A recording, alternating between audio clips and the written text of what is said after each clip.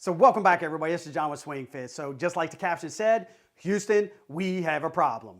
And actually what I'm referring to is we are quickly outgrowing our space. So for those that are new to the channel or just passing through for the first time, let me kind of share a little perspective for you. It was just a little over 2 years ago since moving out of the basement of our house into our brand new facility. And to even fathom or even contemplate about having to do a phase 2 or an expansion this early on in our journey, I mean, literally, it just blows my mind, and it is such a great problem to have.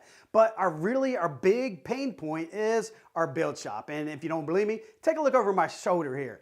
These are all the builds and orders that we've taken in just the past 10 days. And anytime I walk into the build shop and I see the counter overwhelmed like this, I mean, literally, I just smile ear to ear, but that just means that we got to be more efficient. We got to be, really make full use of our space in our build shop until we do expand. With that said, that brings us to today's video, where we have another little special project to knock out in the build shop. And while doing so, we're going to straight up do it vlog style and respond to a couple of your questions. So without further ado, let's jump in.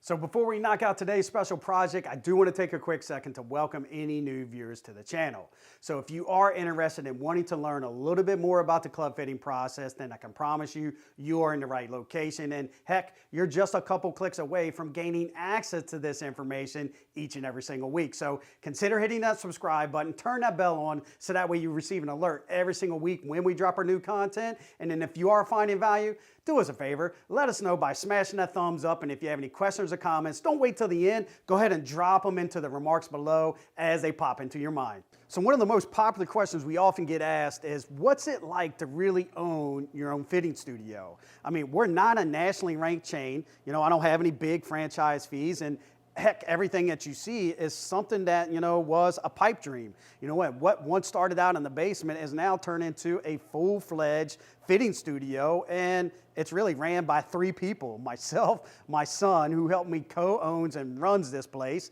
and my nephew, who's actually starting to turn out to be a really damn good fitter himself. One of the many perks about this is not only do we get to come in and actually hit balls whenever the hell we want, but actually I got my own soda system. So, people often say, well, John, you got so much energy, you're always hyped up. Well, this is why. I mean, I got Mountain Dew, I got access to it day in and day out. I mean, literally, it's...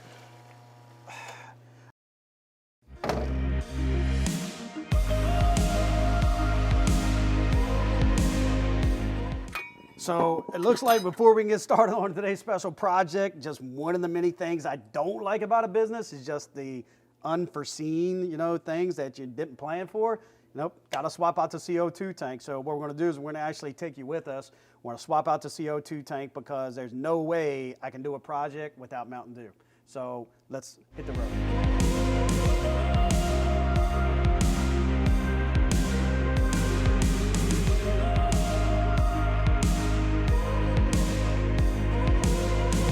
Duffy's first question was, how consistent of a golfer do you really need to be to get the most out of the fitting experience? And his response was, I'm just not quite sure which golfer will decide to show up on any given day. And it's a common response that we hear, not only from new golfers, but also from mid to high handicappers. And, we hear things such as, I showed up on Friday, played lights out, but then the very next day, it's almost like I forgot how to swing the golf club. And I learned early on that I don't need to see perfection. And what I mean by that is that in a series of shots, I only need to really see 2 to 3 out of 7 decent shots, and which one of them will likely be the player A swing, and the other ones might be player B or player C swings. And as the fit progresses and we get towards the tail end, we'll definitely start to see bad shots turn into good shots and good shots turn into better shots. The key is just being able to determine what golf club feels the best, so regardless of which swing does decide to show up, it's actually going to have multiple gears. Because although it's important to help our customers hit it straighter, tighter, and farther, it's equally important to help them understand how are those golf clubs going to perform on the bad shots. So this way, if we really take our time, we can actually build a set of golf clubs that will perform regardless of which player that does decide to show up.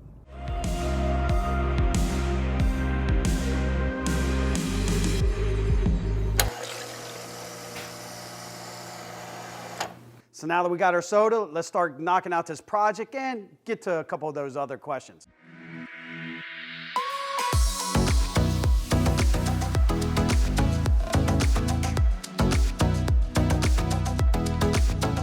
Now, Duffy's next two questions kind of go hand in hand because his question is, you know what, one, how do I know that the club fitter I go to is going to have my best interests in mind? He's just not motivated to sell me something that is not going to be a good fit after all.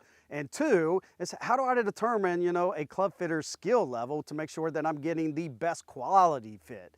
And a typical response might sound a little something like this, and that's depending on the fitting establishment that you visit, your results will likely vary. And it's really driven by either one, your budget, or two, what are your specific goals that you're trying to achieve.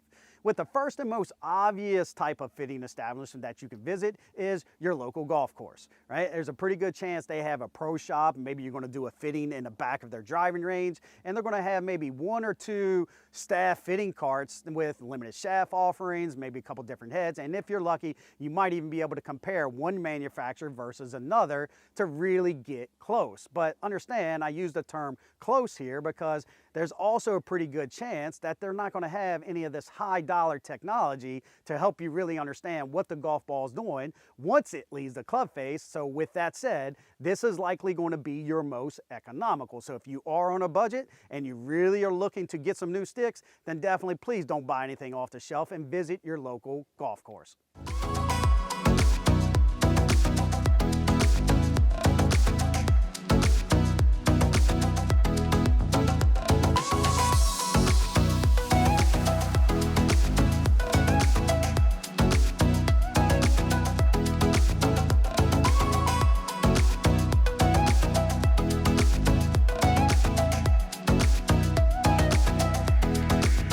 Now, the second type of fitting establishment are your nationally ranked club fitting chains, right? And I would consider these to be at the top of the list here, right? So, if the golf courses was your most economical, your club fitting chains is definitely going to be your highest cost from a club fitting experience, right? And the explanation behind this is that there's a lot of overhead associated with running a global enterprise, right? So you're talking about all these different satellite offices, and most of these club fitting chains are in your high dollar areas as far as your retail environments, right? So you're going to have your highest expense associated with lease and retail type of floor space. You're not only using the latest and greatest technology, but you're going to have every shaft manufacturer, to test and try in that establishment. So, it's literally, you're going to be able to compare apples to apples and test everything under the sun. And that's why you're going to pay, the most for your fitting fees. You're going to pay even the most for the bill fees, as well as there's likely even going to be a little bit of a markup on the clubs themselves. But if you know this going into it, then, there's really no harm, no foul, as long as you achieve the end state. And that's why understanding what is your budget as well as what your goals are, if you know that in advance, then definitely you can walk away with a great set of clubs from one of these nationally ranked fitting chains. But just understand, you might have to take out a small mortgage just in order to do so. Now this part I absolutely love. And if you guys seen some other pictures of our studio, I'm a big fan of torching the wood. I like staining this stuff, but literally it just adds a little extra character. The device I like to use is it's a weed burner. You can use a handheld torch, and it actually, does a good job, just takes you longer. This here is going to make light work of the task. So let's light these babies up.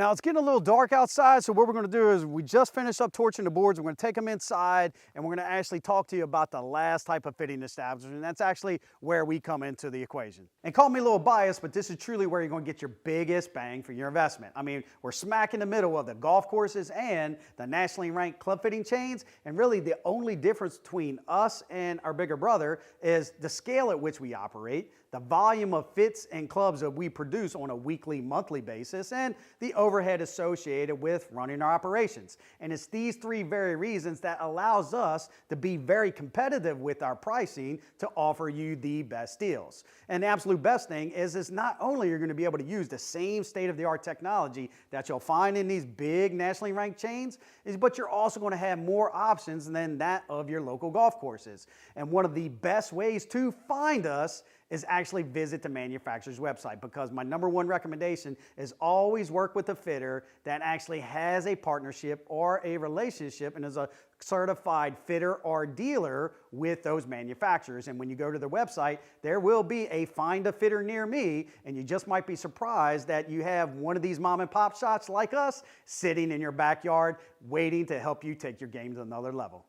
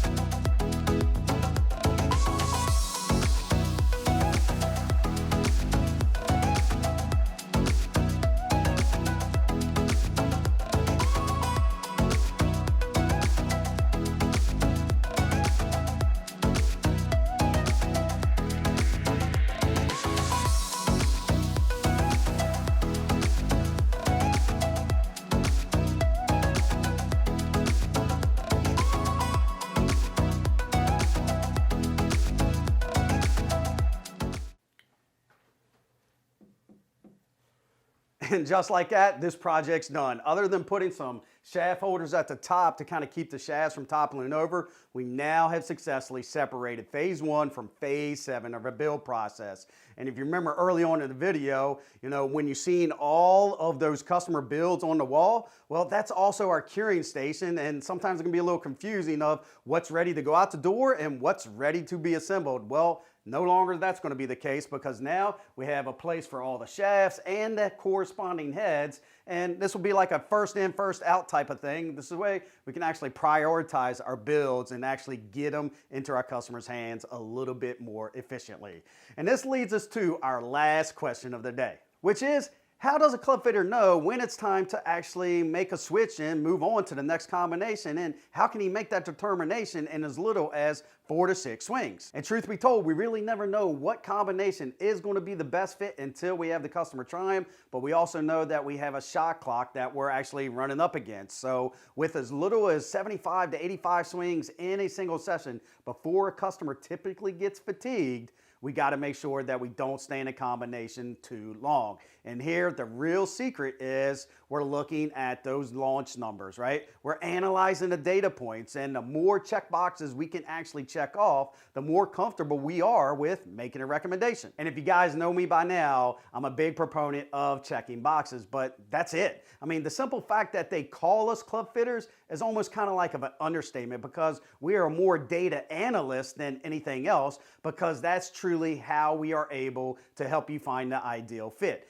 Is we're really trying different options and heads and shafts in order to move those numbers in one direction or the other. The key is we got to be able to understand and know which direction we are moving, and when we see something, how do we respond by pulling another combination out of the mix. So in closing, we want to thank Duffy for posing those questions, because I know there are others out there with this probably in the back of your mind, and hopefully this was helpful. And for anybody else that's kind of watching along, if you would like to have your question featured in an upcoming video, then what you got to do is you got to leave your questions and your remarks below.